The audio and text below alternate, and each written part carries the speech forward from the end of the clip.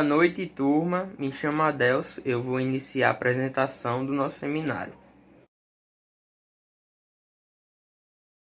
Bom, o seminário é da disciplina de Lógica e Matemática Discreta e o tema que a gente ficou foi a linguagem da lógica de primeira ordem, né? Vou apresentar agora os componentes do grupo, que são eles Marcos Henrique, Adanso Pereira, sou eu, Francisco de Assis e Janderson Tomás, e nossa professora Tatiana. Bom, aqui são os assuntos apresentados, que são eles os conceitos iniciais e características, e também a gente trouxe exemplos para ter um entendimento melhor sobre o tema. Bom, aqui temos uma pergunta, né? O que é lógica de primeira ordem? Bom, a lógica de primeira ordem é conhecida também como cálculo de predicados de primeira ordem. É um sistema lógico que estende a lógica proposicional, a lógica sentencial, e que é estendida pela lógica de segunda ordem, né? Bom, agora vamos para a linguagem de primeira ordem. A linguagem de primeira ordem consiste num alfabeto, né? Contém símbolos lógicos, aí como vocês podem ver em vermelho, temos aí, já conhecemos e já sabemos o significado de alguns e outros não. E também o da igualdade, como vocês podem ver, o da igualdade será considerado como um símbolo lógico, um conjunto enumerável de símbolos de variáveis. Aí aqui tem as variáveis, símbolos não lógicos, são os de uma assinatura adotada. Além disso, a linguagem tem regras, né, também gramaticais, podemos dizer assim, de formação de expressões bem fundadas ou formuladas, essas sentenças. Bom, quando falamos de lógica de primeira ordem, estamos nos referindo a quantificadores. Mas ao certo, o que é um quantificador? Como podemos defini-lo? Denomina-se quantificador qualquer termo ou símbolo que expresse quantidade. Mas eu vou dar outro exemplo um termo mais formal, que os quantificadores são símbolos empregados tanto no estudo de álgebra quanto no estudo de lógica matemática. Na matemática, utilizamos símbolos que são capazes de quantificar elementos, e esses símbolos são chamados de quantificadores. São empregados tanto no estudo, como eu já falei, de álgebra, quanto no estudo de matemática, lógica matemática, né? Como falado anteriormente, denomina-se o quantificador qualquer termo ou símbolo que expresse quantidade. Existem dois quantificadores lógicos, que são eles quantificador universal, que é aquele que universaliza algo, isto é, generaliza determinada afirmação, que podemos exemplificar com a palavra todo. Essa palavra exemplifica como é. E o quantificador existencial é aquele que afirma a existência de pelo menos um caso específico, que uma palavra que pode definir ele seria existe. Essa palavra define perfeitamente ele. E é isso. Boa noite, professora Tatiana e demais componentes do grupo. Boa noite, turma. Eu me chamo Francisco de Assis e agora eu vou dar sequência à apresentação do seminário.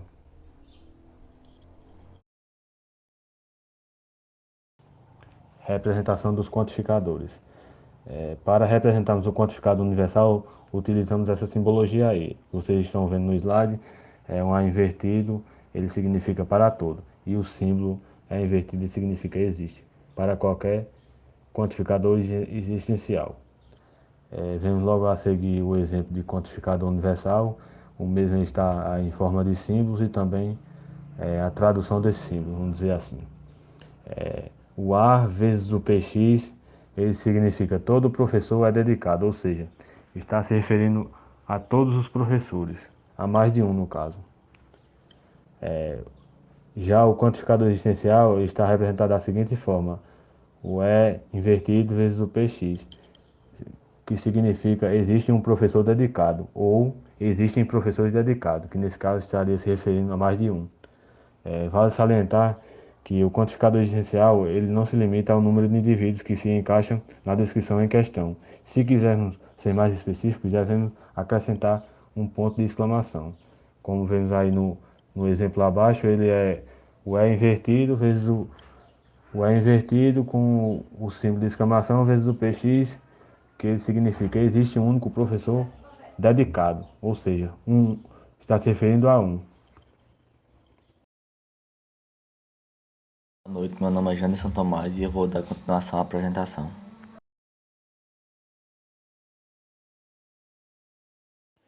Expressões equivalentes. Há diversas formas de expressar o mesmo quantificador, por isso não devemos tentar decorar todas elas, mas entender o conceito de cada uma. Tendo isso em mente, considere algumas formas equivalentes abaixo. A afirmação todo professor é dedicado. Aqui estão algumas formas equivalentes. Qualquer professor é dedicado. Se o professor então é dedicado. Se é professor, então é dedicado. Não há professor dedicado. A afirmação existe professor dedicado. Há algumas afirmações equivalentes. Existe professor dedicado.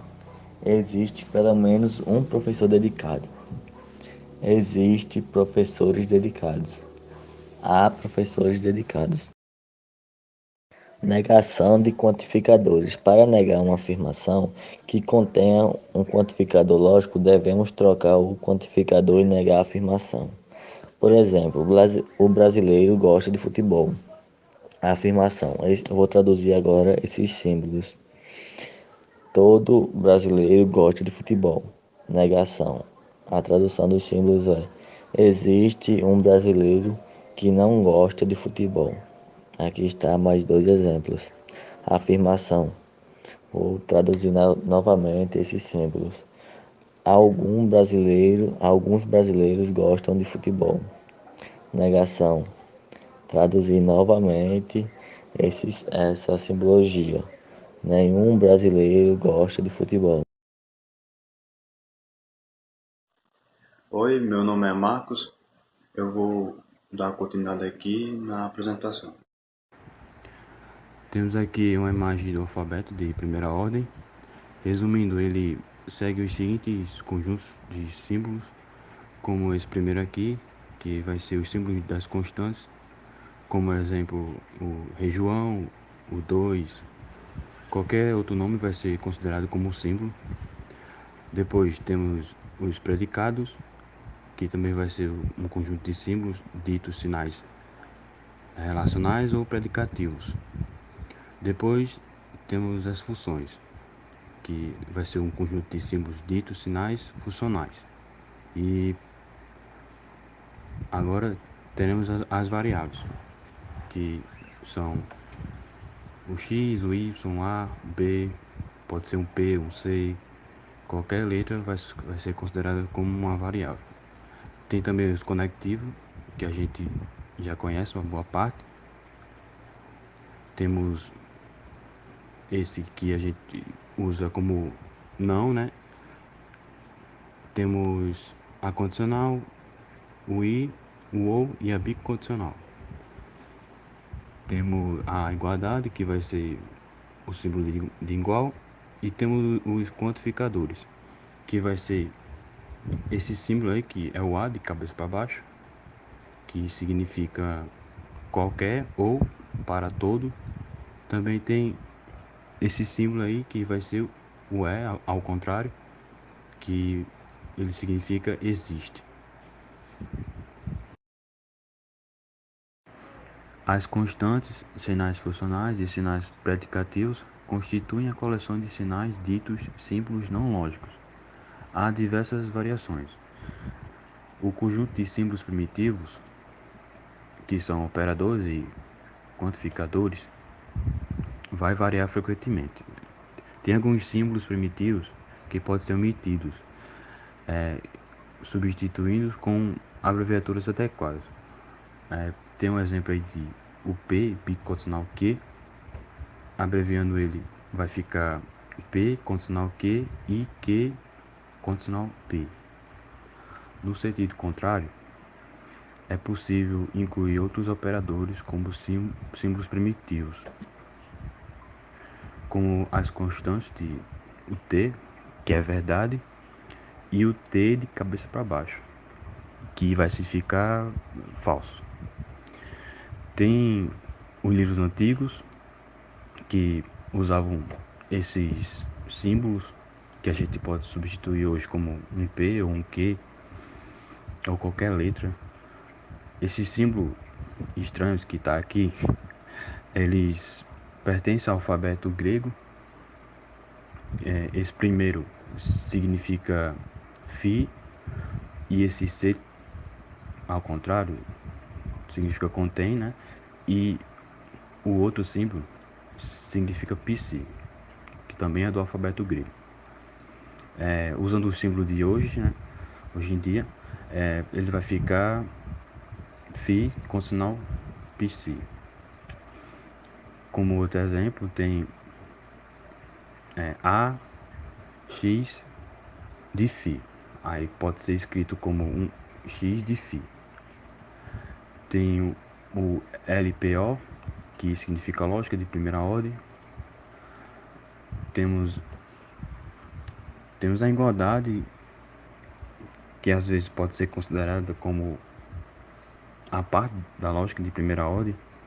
Nesse caso, os símbolos da igualdade será incluído no alfabeto e comportar-se sintaticamente como um predicado binário. Assim, a LPO será chamada de lógica de primeira ordem com igualdade. Terminando essa parte aqui, os conjuntos das constantes, das funções e das relações compõem a assinatura e são geralmente considerados como uma forma de uma linguagem, enquanto as variáveis e operadores lógicos e os quantificadores são geralmente considerados para pertencer à lógica. Metateoremas da lógica de primeira ordem. O inverso da lógica proposicional vai ser uma lógica de primeira ordem indecidível desde que a linguagem contenha ao menos um predicado de Arade, ao menos dois, para além da igualdade. Pode-se demonstrar que há um procedimento de decisão para determinar se uma fórmula arbitrária P é válida. O problema de decisão, que vai ser uma validade semi-decidível, ou seja, há uma máquina de Turing, que foi um dispositivo teórico conhecido como máquina universal, que foi feito pelo matemático britânico Turing. Essa máquina, quando recebe uma frase como entrada, ela só vai parar se somente a sentença for verdadeira, for válida no caso. Tem um outro teorema da completude de Gödel, que mostra que toda fórmula válida P, que P é demonstrável. Analogamente, assumindo a consciência da lógica, toda fórmula demonstrável é válida. Para um conjunto finito ou semi-numeral de axiomas, o conjunto das fórmulas demonstráveis pode ser explicitamente enumerado por uma máquina de Turing. Dando isso, segue o resultado de semi-definibilidade. A lógica de predicados monádicos é decidível, e a classe de binaries das fórmulas de primeira ordem também é decidível. O cálculo de predicado é uma extensão da lógica proposicional que define quais sentenças da lógica de primeira ordem são demonstráveis. Em um site formal usado para descrever as teorias matemáticas, se o cálculo proposicional for definido por um conjunto adequado de axiomas e uma única regra de inferência, modus ponens. Isto pode ser feito de muitas maneiras diferentes, uma delas já ilustrada na seção anterior. Então, o cálculo de predicados pode ser definido adicionando-se alguns axiomas e uma regra inferencial generalização universal.